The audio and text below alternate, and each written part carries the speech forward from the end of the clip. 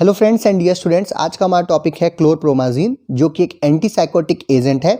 हमारे pharmaceutical chemistry diploma in pharmacy first year new syllabus और second year old syllabus दोनों में ही देखने को मिलती है। इस वीडियो में हम लोग क्लोरप्रोमाजीन का केमिस्ट्री, नॉमेनक्लेचर, उसकी properties, storage conditions, formulations, uses इत्यादि को आसान तरीके से समझने की कोशिश करेंगे। मैं हूं डॉक्टर ब्रजेश शुक्ला। चलिए शुरू करते हैं। तो सबसे पहले हम बात करेंगे इसके केमिस्ट्री, स्ट्रक्चर और नॉमेनक्लेचर की। तो क्लोरप्रोमाजीन जो है वो एक फिनोथायाजीन क्लास का ड्रग है और एंटीसाइकोटिक एजेंट के अंतर्गत आता है। अभी आपने पिछले वीडियोस में हमने देखा था कि जब हम क्लासिफिकेशन ऑफ एंटीसाइकोटिक एजेंट्स का देख रहे थे तो हमें क्लोरप्रोमाजीन को फिनोथायाजीन क्लास के अंतर्गत रखा था। फिनोथायाजीन क्लास क्या है, पहले तो फिनोथायाजीन स्ट्रक्चर क्या है वो अगर आप समझें तो और आसान हो जाएगा। फिनोथायाजीन जो होती है वो हमारी बिल्कुल एंथ्रासीन जैसी एक रिंग सिस्टम देखने को मिलती है, जहां पे 3 रिंग्स जो है वो आपस में फ्यूज्ड है। Ring number 1, ring number 2 and ring number 3, ये तीनों रिंग्स आपस में जुड़ती हैं। लेकिन ये अंतर है एंथ्रासीन से यहाँ पर कि position number 5 and position number 10, इन दोनों जगहों पर से कार्बन को हटा करके पोजीशन नंबर 5 पे सल्फर और पोजीशन नंबर 10 पे हमने क्या डाल दिया, नाइट्रोजन। अब इस रिंग सिस्टम को हम लोग क्या बोलते हैं, फिनोथायाजीन रिंग। ठीक है, तो थाया मतलब आपका सल्फर, एजा मतलब नाइट्रोजन, तो फिनोथायाजीन रिंग हम इसे कह रहे हैं। एक चीज और खास बात यह है कि आप जो इसकी नंबरिंग करते हो वो आप यहां से शुरू करते हैं, दैट इज 1 2 3 4 5 6 7 8 9 10, और उसके बाद ये जो 2 पोजीशंस हैं ये आप देख रहे हैं 4 और कार्बन हैं जो कि फ्यूज्ड नंबर्स में, इनकी नंबरिंग हम अब जनरली इस तरीके से नहीं कर रहे हैं। एक चीज और बात है कि अब जब हमें ये पता चल गया कि फिनोथायाजीन का ये आपका एक क्या नाम है, एजेंट है, और यहाँ पर फिनोथायाजीन में सब्स्टिट्यूशन किए जा रहे हैं। क्या क्या सब्स्टिट्यूशन हो रहा है पहले आप समझिए। जो कार्बन नंबर जो हमारा नाइट्रोजन नंबर 10 है, या पोजीशन नंबर 10 जो है जो कि नाइट्रोजन के ऊपर आ रही है, इस पोजीशन नंबर 10 के ऊपर हमने एक 3 कार्बन चेन लंबी, और जिसके तीसरे नंबर से जो ये C3 यानी 1 2 3, ये तीसरे नंबर पे हमने क्या किया है, इसको अटैच किया है। और इसके पहले नंबर पे यहाँ पे हमको NN di methyl group, nitrogen के ऊपर 2 मिथाइल है, इसे हम क्या बोलेंगे, NN डाई मिथाइल ग्रुप जो है वो लगा हुआ है। यानी कि ये है क्या, ये है एक NN di methyl propyl amine. 3 carbon को हम क्या बोलते हैं, प्रोपाइल, और ये एमीन है, तो इसे हम बोलेंगे NN di methyl propyl amine chain जो है वो 10वें नंबर के नाइट्रोजन के साथ क्या लगी हुई है। साथ ही साथ इस फिनोथायाजीन के जो दूसरे नंबर का कार्बन है, इस पे से हाइड्रोजन को हटा करके क्या लगाया गया है, क्लोरो या Cl ग्रुप लगाया गया है। तो ये कह रहे हैं आप कि क्लोरो जो है वो 2nd पोजीशन पे है, और जो 10वें पोजीशन पे हमको एक NN di methyl propanamine side chain जो है वो यहाँ पर देखने को मिल रही है। तो ये टोटल स्ट्रक्चर जो है वो किसका है, हमारा क्लोरप्रोमाजीन का है। अब इसी स्ट्रक्चर से हम लोग इसका IUPAC नॉमेनक्लेचर भी लिख सकते हैं। देखिए IUPAC नॉमेनक्लेचर लिखते समय इस पर क्या किया गया है कि जो हमारा फिनोथायाजीन रिंग है उसको एज अ सब्स्टिट्यूएंट दिखाया गया है, जबकि ये जो साइड चेन है हमारी, इसे हम क्या कह रहे हैं, एक हमारा पैरेंट नेम में बना रहे हैं। देखिए कैसे लिखेंगे हम इसे, 3, क्योंकि तीसरे नंबर पर जुड़ा हुआ है इसीलिए 3 यहाँ पे वर्ड यूज हुआ। 3 2 क्लोरो फिनोथायाजीन, ये 2 क्लोरो, दूसरे नंबर पे क्लोरो एंड फिनोथायाजीन 10, 10वें नंबर पे आई लिखा हुआ है, 10वें नंबर से ये जुड़ा हुआ है इसीलिए 10 यहाँ पे वर्ड यूज हुआ।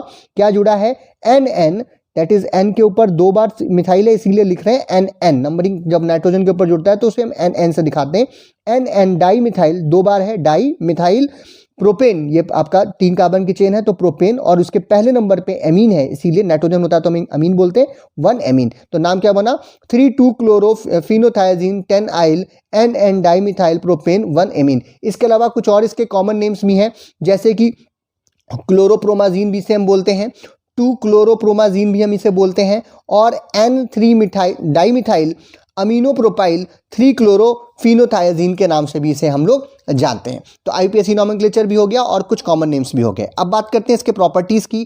तो अगर इसको आप देखेंगे तो ये जनरली हमें सॉलिड फॉर्म में देखने को मिलता है। इसके लिक्विड प्रिपरेशंस मार्केट में जरूर आते हैं, बट ये एग्जैक्टली कैसा होता है, सॉलिड फॉर्म में होता है, और वो भी क्रिस्टलाइन पाउडर के रूप में हमें देखने को मिलता है। कलर्स की बात करें तो जो क्रिस्टलाइन पाउडर है उसका कलर जनरली वाइट या फिर ऑफ वाइट, या हम कह सकते हैं क्रीमी वाइट कलर का ये हमें देखने को मिलता है। इसमें कोई जनरली सुगंध या दुर्गंध नहीं होती, तो हम कह सकते हैं कि ये ऑर्डरलेस है।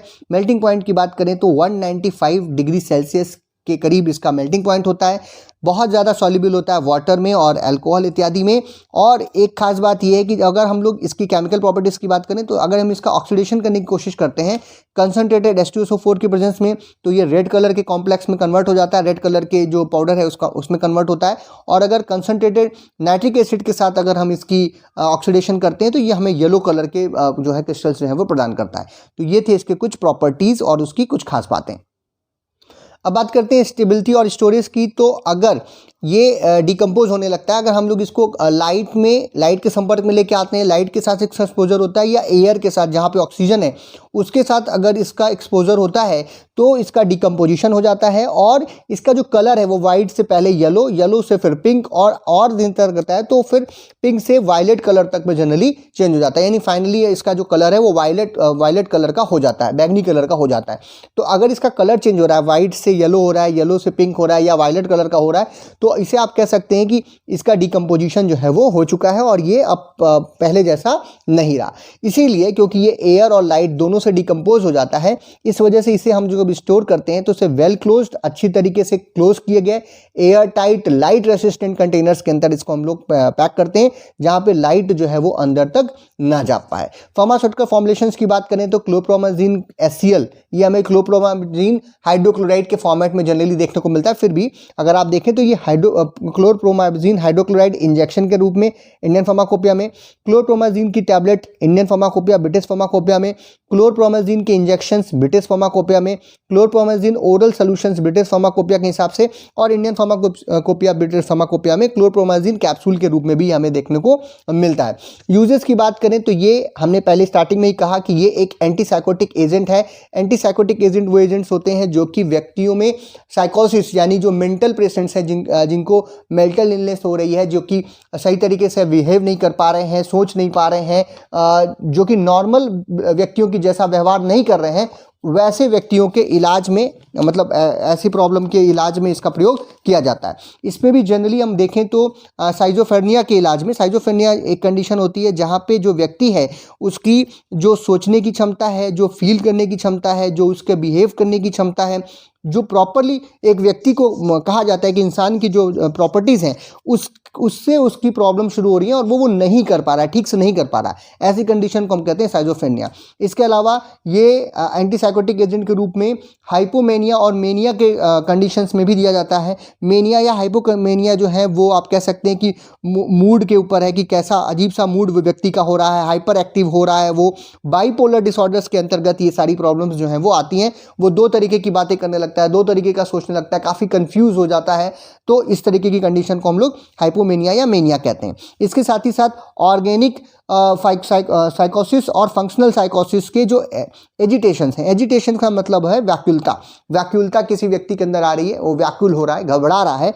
ऑर्गेनिक हम उस साइकोसिस को बोलते हैं जब आपके मतलब ब्रेन से, यानी जो हमारे न्यूरॉन सेल्स हैं, जो न्यूरन सेल्स हैं, जो ब्रेन्स हैं, उसमें कोई प्रॉब्लम्स आ रही है, ब्रेन सेल्स में किसी प्रकार की कोई दिक्कत हो रही है, चोट लग गई है, पार्किंसोनियम्स इत्यादि की कंडीशंस में, जिसकी वजह से व्यक्ति को हेलुसिनेशंस हो रहे हैं।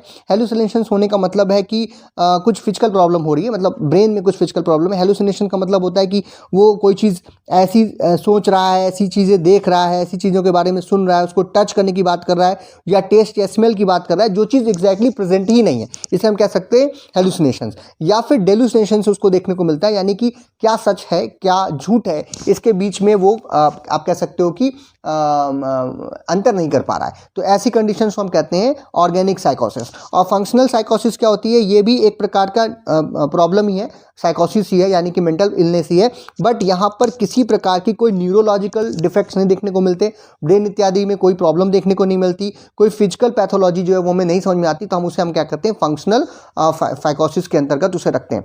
अगर न्यूरोलॉजिकल कोई प्रॉब्लम है और उसकी वजह से साइकोसिस हो रही है तो उसे हम क्या करते हैं ऑर्गेनिक, और बिना क्या नाम है न्यूरोलॉजिकल पैथोलॉजी के हमको देखने को मिलता है तो उसे हम क्या कहते हैं, फंक्शनल साइकोसिस। तो इन सभी प्रकार के साइकोसिस में एज अ एंटीसाइकोटिक एजेंट ये एजेंट यूज़ होता है। इसके अलावा एक और भी बहुत अच्छा यूज है इसका, वो है एंटीएमेटिक। एंटीएमेटिक हम उन एजेंट्स को बोलते हैं जो कि वॉमिटिंग और नोजिया मतलब वॉमिटिंग होने की जो फीलिंग आती है उसको कहते हैं वॉमिटिंग, मतलब उल्टी या उल्टी आने की जो फीलिंग्स हैं उनको जो रोके, उल्टी को आने से जो रोके, उसे हम कहते हैं एंटीएमेटिक। कई बार हम लोग सफ़र करने इत्यादि निकलते हैं तो हम एंटीएमेटिक खाते हैं और उसमें क्लोरप्रोमाज़िन जो है वो काफ़ी एक अच्छी एजेंट है, बहुत ज़्यादा मार्केट में आपको देखने को मिलती है इस रूप में भी। यानी इसको कम कंसंट्रेशन में कम इसके मात्रा में अगर हम इसे लेते हैं, डोज की मात्रा काफ़ी कम हो जाती है, करीब 25 mg के करीब हम लेकर के जाते हैं तो हम उसे एंटीमेटिक के तरह से यूज़ करते हैं, और 75 mg तक अगर हम ले जाते हैं तो एंटीसाइकोटिक एजेंट के रूप में ये यूज़ होता है।